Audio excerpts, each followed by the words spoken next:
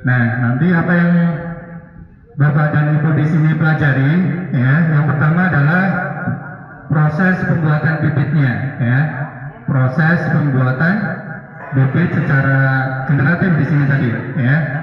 Ya, jadi misalnya yang durian ini adalah dari biji, ya. Nanti dipelajari prosesnya, ya, mulai dari tadi penyemaian bijinya, ya, kemudian nanti sampai penyapihan, kemudian pemeliharaannya, ya, sampai nanti bibit siap ditanam sebenarnya, ya.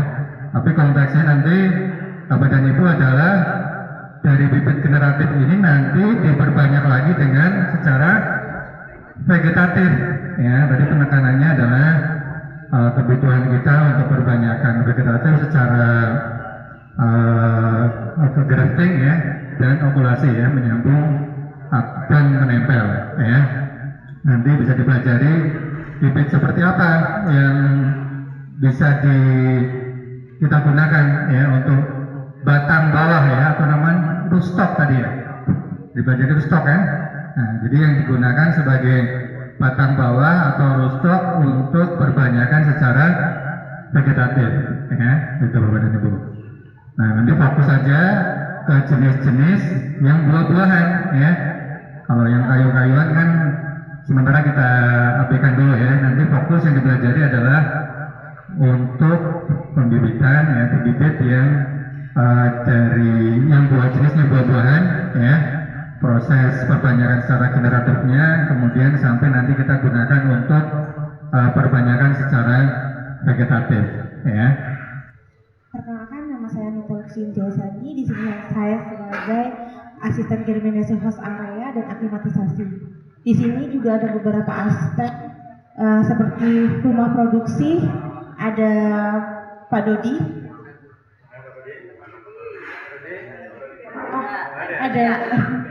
ada Pak Dodi dibantu asistennya Pak. Terus di germinasi saya dibantu oleh dua mandor, yaitu dibantu oleh Ibu Desi, mandor dari rumah perkecambahan, dan ada satu lagi mandor dari aklimatisasi. Terus kemudian di sini juga ada asisten sarana dan prasarana, itu ada Pak Hanapi khusus, Pak Hanapi. Terus kemudian ada juga asisten open area, itu ada Bu Marlina asistennya, dan dibantu oleh tiga mandor, ada Pak Badri, Pak Indra, dan Pak Rifan. Terus kemudian kita juga ada Niko Afrika, itu ada Pak Esnandar, dan di situ dibantu oleh satu mandor di bagian mekaniko elektrika, ada Pak Nasikin. Terus di sini juga ada asisten informasi dan pengolahan data, ada Mbak Anissa, ada Mbak Tria, terus ada juga Mbak Jovita, dan ada satu asisten distribusi, itu Pak Haikal, itu staf yang ada di sini di Persemaiaka. Terus untuk Persemaiaka sendiri tahun ini kita memproduksi 4 juta bibit setahun tahun ini. Terus kita terdiri dari 9 tanaman kehutanan, ada 5 tanaman estetika, dan ada 8 itu jenis MPTS, dan semuanya tanaman yang kita produksi itu dari biji-bijian, full dari generatif. Nah, untuk produksi kita medianya itu ada kokopit dan sekam, terus kita juga menggunakan pupuk agroblend dan pupuk rock fosfat. Untuk di Persemaian Rumpin kita tidak menggunakan tanah, ya, untuk medianya, jadi khusus pakai kokopit. Nah, untuk kemudian kegiatannya itu setelah media diproduksi itu kita masukkan ke dalam rumah perkecambahan yang di area tertutup itu adalah rumah perkecambahan. Nah, itu biasanya kita untuk kegiatan tanaman penyapihan itu dilakukan di rumah perkecambahan. Itu pemeliharaan selama 1 bulan. Kemudian setelah 1 bulan kita keluarkan ke aklimatisasi. Di aklimatisasi juga dipelihara selama 1 bulan. Kemudian setelah 1 bulan lagi itu baru kita pindahkan ke open area atau area terbuka.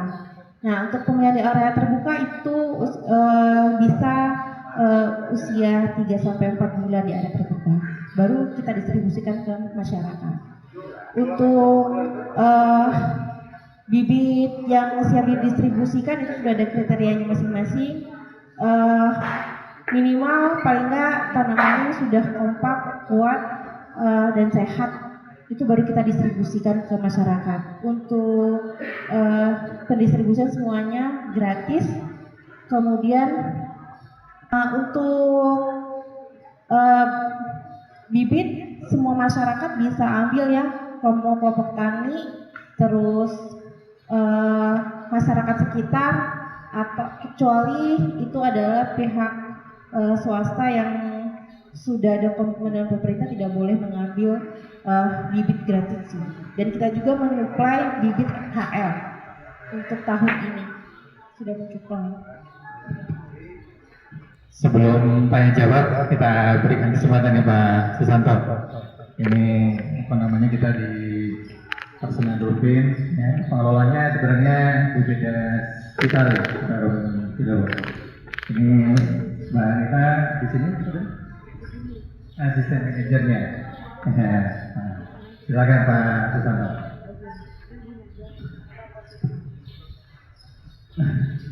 Baik, terima kasih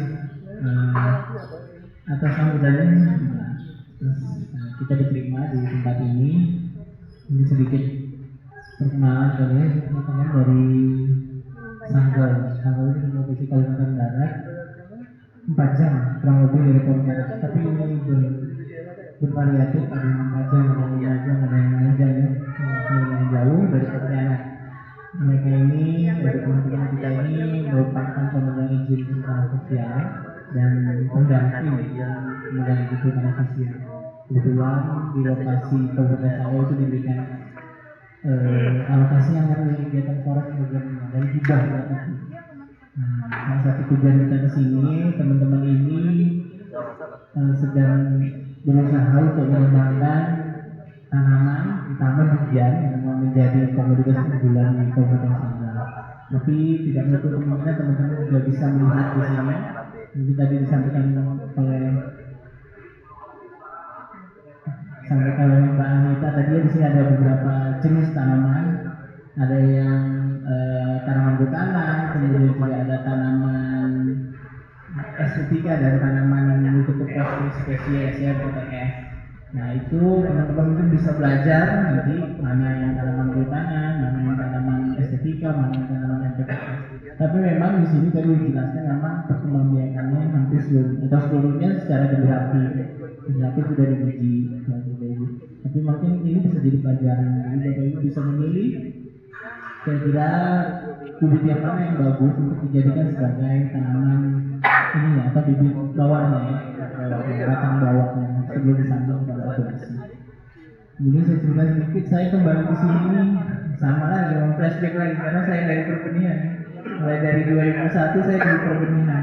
Jadi tadi mendengar kalimat aklimatisasi, germination house, open area, shaded area itu mengulang memori saya itu mengingat kembali itu pelajaran tentang kegiatan perbenihan dengan hutan. Jadi sebenarnya yang disampaikan oleh kita,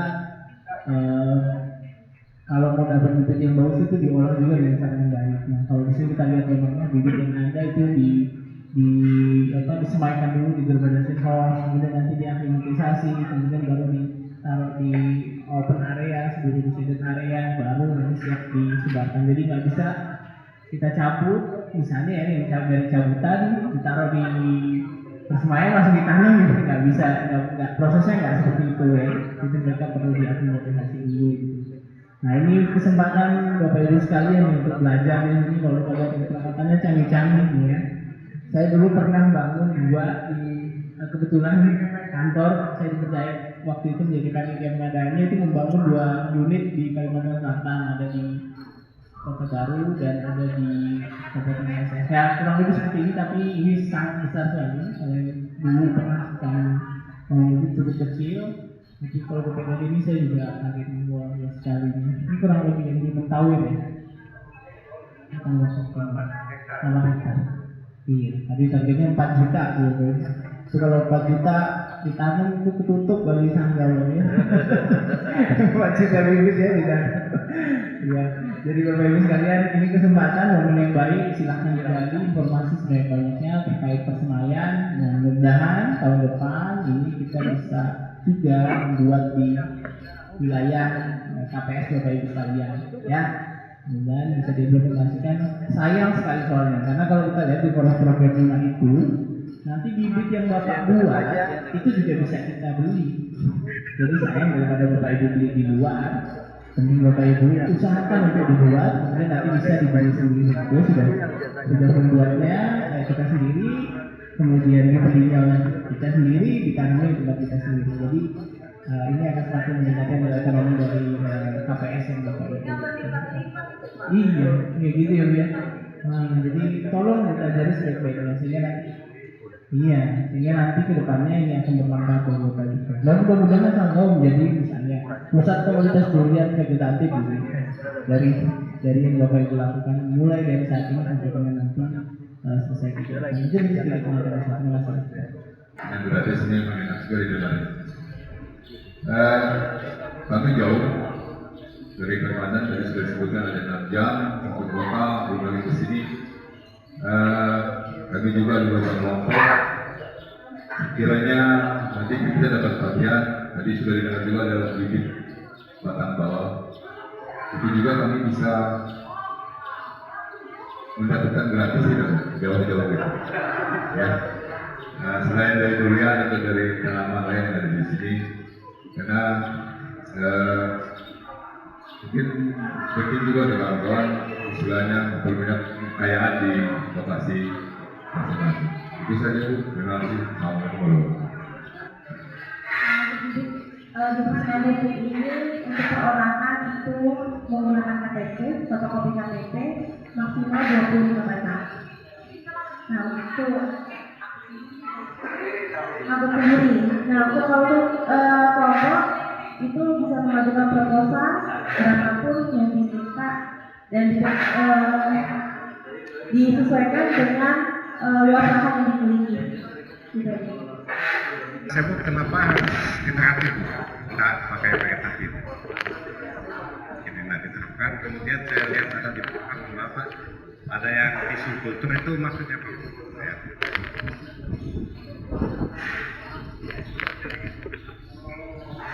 Baik Pak Ulna ya, kenapa di sini pembibitan secara generatif ya, gitu. Yang kedua perbanyakan dengan tissue culture itu ya, tissue culture. Baik, silakan Mbak. Untuk Bapak sendiri itu kita punya memang persemaiannya menggunakan bibit dari benih ya, dari biji. Itu juga disesuaikan dengan anggaran yang ada. Nah, kalau untuk kultur jaringan atau tissue culture itu juga kita memiliki di lokasinya di RSMC di samping BDK. Nah, itu hanya memproduksi kalau kurang lebih sekitar 10 sampai 12 ribu, dan itu hanya jati dan kayu gaharu untuk tissue culture-nya. Nah, sisanya selebihnya itu adalah generatif. Karena kalau kita mau memproduksi dari vegetatif juga anggarannya tidak mencukupi, Pak. Agak mahal. Untuk yang kultur jaringan ini juga cukup mahal ya, kalau menurut saya sekitar 15.000 per batang kalau nggak salah. Nah, sedangkan kalau kita dari generatif itu kan anggarannya dianggarkan hanya Rp2.000 per batang. Jadi, Ya, jadi memang sampai saat ini di semen ini masih perbanyakannya generatif tadi ya, termasuk yang buah-buahan juga ya. Ini juga dari biji nih, makanya sebenarnya masyarakat ya sayang kalau nanti sudah nanam lama ya, berbuah hasilnya kurang bagus ya, karena dari generatif ya. Makanya ingin sebenarnya ditingkatkan dari yang generatif ini ya, nanti perbanyakan dengan vegetatif, terutama yang apa namanya jenis buah-buahan itu tadi ya, Mbak Anita. Itu sampai saat ini masih sebagian besar yang didistribusikan adalah yang generatif. Kan sayang sudah nanam ya puluhan tahun kadang baru berbuah ya, misalnya durian gitu ya, hasilnya kurang memuaskan ya. Kalau generatif kan hasilnya kadang kurang bagus ya gitu. Nama saya Pak Wali. Yang menarik yang pengen saya tanyakan masalah medianya tadi, media tanamnya. Kenapa harus menggunakan sekat sama ibu sebutkan tadi? Kenapa tidak menggunakan tanah? Apa keunggulannya dan suplai sekamnya tadi dari mana? Itu masuk. untuk persemaian kita kalau persemaian rupin, yang pertama keunggulan menggunakan kokopit. Kita menggunakan kokopit. Ada yang tahu kokopit? Serabut kelapa. Cuman untuk kokopit yang serabut kelapa ini itu limbahnya, limbah dari serabut kelapa. Kalau yang kasarnya itu biasanya dipakai untuk bahan ekspor kursi dari mobil, jok mobil. Nah, itu kita pakai serbuknya. Nah, serbuk dari limbah itulah yang kita pakai. Terus yang pertama, itu yang pertama. Yang kedua, kokopit itu bisa menyimpan air lebih banyak dibandingkan tanah. Kalau seandainya kita kan produksinya banyak ya, tahun ini 4 juta, kalau tahun kemarin bisa 8 juta. Nah, kalau pakai tanah, kita akan butuh berapa banyak tanah yang akan kita pakai. Setelah Kalimantan, kayaknya banyak. Itu alasannya kenapa menggunakan kokopit. Dari limbah kita olah dan kita pakai lagi. Terus untuk supplier, supplier itu ada yang dari Lampung, ada yang dari Jawa Barat. Ya, jadi media yang digunakan adalah kokopit. Kokopit tadi itu serbuknya ya, serbuk kelapa. Tapi kalau di Kalimantan sepertinya pohon kelapa ini kan jarang, beda dengan di Jawa mungkin Pak Yonto ya. Jadi memang ya disesuaikan dengan potensi daerah masing-masing ya. Jadi masih mau bertanya masih tentang media tadi kan si serabut kelapa. Kalau model tanah atau tanah solid, apakah bisa tanah solid, tanah bakar dicampur dengan pasir dari kelapa sawit? Karena di sana banyak. Iya, Bapak Ibu sekalian ya. Tadi tangkos itu tandan kosong Bu ya. Jadi sawit itu yang tidak ada buahnya, hanya tandannya aja. Nah itu disebutnya tangkos. Nah selama ini juga tangkos itu digunakan sebagai pupuk ya Bapak Ibu ya. Ditaruh di bawah pohon ya. Nah memang belum ada yang penelitian lebih lanjut atau yang mencoba bahan tangkos tadi mungkin dihancurkan seperti kokopit tadi itu dihancurkan ya. Nah itu dihancurkan kemudian dicampur mungkin dengan campuran tertentu. Tadi kalau disampaikan oleh Mbak Anita ada pupuk, kemudian ada itu tugas Bapak Ibu sekalian nih nanti coba deh pulang ini buatlah media dari tangkos ya, dari cobalah. Kemudian bisa dicoba diterapkan pada misalnya kita nanti mau buat bibit durian itu coba. Untuk media yang berasal dari kokopit itu punya kelebihan tadi sudah salah satunya dia memang lebih nahan air ya. Kemudian yang kedua itu dia lebih ringan Bapak Ibu sekalian. Nah ini ringan jadi kalau Bapak Ibu membawa ke lapangan itu nggak terlalu berat seperti tanah medianya. Nah itu salah satu kelebihan dari menggunakan kokopit. Saya lihat potensi kokopit itu di Kalimantan Barat juga banyak Pak. Iya di bagian pesisir di daerah Kubur Raya, saya lihat di Mempawah itu banyak tuh serbuk kelapa atau sabit kelapa yang belum termanfaatkan secara maksimal. Nah, saya pikir itu juga peluang nanti bagi Bapak Ibu sekalian. Atau di Sanggau saya lihat angkos yang banyak ya. Kelapa juga sih Pak. Kelapa sawit. Jadi nanti kalau kita nyambung, itu udah pengalaman kawan-kawannya kemarin Pak dengan menggunakan kokopit, dia goyang. Tanaman itu dengan media kokopit, dia bibitnya goyang, jadi nggak kokoh. Dan itu mengurangi tingkat keberhasilan dari vegetatif. Jadi tetap memang kalau yang sudah ahlinya vegetatif tanah gitu ya, itu tidak tergantikan gitu. Tapi kalau mau hanya generatif saja, tanpa perlu ada penyambungan ya memang dengan tadi ya dengan kokopit. Itu untuk pencegahan, hanya pencegahan aja, rutin setiap minggu sekali. Tapi kalau untuk tindakan tergantung dari seberapa banyak atau luasnya penyebaran hama. Kalau semakin banyak itu kita biasanya kita naikin. Dan kalau untuk penggunaan insektisida itu biasanya kita pakai kita selang-seling penggunaannya. Jadi nggak setiap minggu itu aja satu produknya itu. Jadi harus diselang-seling biar tidak resisten hamanya gitu. Nah kebetulan kita juga ada asisten dari hama dan penyakit itu Mas Gilang, nanti bisa tanya-tanya langsung ke Mas Gilangnya. Tapi perlu diingat teman-teman, di dalam proyek kita ini, di dalam safeguard environment-nya, mereka mengharuskan penggunaan yang organik. Jadi memang saat membeli ya, dipilihlah yang organik, karena ini memang syarat dari pembeli hibahnya untuk penggunaan pupuknya, pupuk, kemudian herbisida, insektisida itu menggunakan yang organik. Nah itu beli Bu, beli. Ya, jadi itu perlu diperhatikan, penting sebagai bagian dari safeguard kegiatan forestry ini. Mungkin itu tambahannya ya, boleh pakai insektisida, boleh pakai herbisida, tapi yang organik.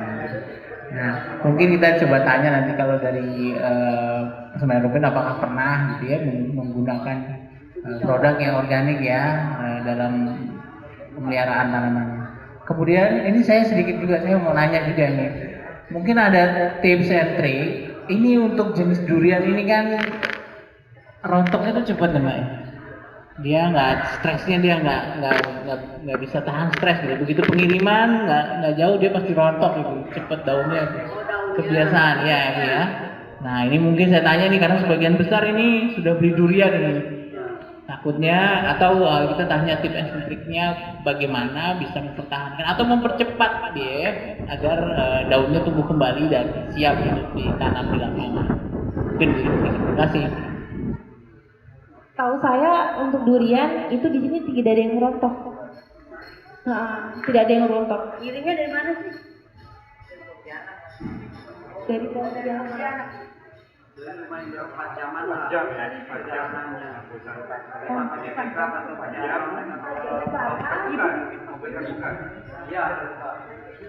Atau mungkin waktu pas packing ya, waktu packing sebelum pengangkutan itu juga berpengaruh ya untuk kerontokan di tanaman. Untuk cara packingnya dulu mungkin bisa di-share gimana kalau untuk packing ke sebelum diangkut, menggunakan truk, disusun atau bagaimana? Pakai pick up, itu disusun atau enggak? Apa direbahin aja? Disusun berdiri kan? Berdiri tumpuk berarti kan?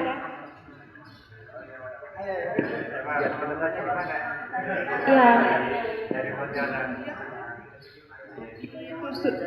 Susun berdiriin sih dia. Kalau kayak di KPS saya kan ada 800 bibit itu yang rontok ada sekitar 15 batang. Dari berapa? Dari 800. Cuman bener rontok terus mati gitu deh. Mungkin bibitnya itu akarnya kurang kokoh ya sebelum didistribusikan. Atau umurnya belum sampai. Karena kan syarat untuk distribusi itu yang pertama, akarnya itu kompak. Jadi saat dicabut itu nggak lepas dari polybagnya. Itu yang pertama, syarat pertama. Yang kedua, dia sudah berbatang keras. Yang ketiga itu dalam kondisi sehat. Terus kemudian dia sudah memenuhi kriteria umur untuk siap distribusi dan batangnya itu sudah berkayu. Bisa jadi itu karena umurnya belum siap untuk didistribusikan, makanya tanaman itu stres. Nah, mengakibatkan kerontokan pada daun. Setahu saya kalau untuk durian itu kalau rontok enggak, cuman dia kalau sakit busuk akar karena basah medianya. Itu yang saya tahu. Kalau di sini ya, yang sering terjadi di sini. Kalau untuk kerontokan pada daun itu enggak ada. Atau dia kena hama penyakit kutu putih. Ya.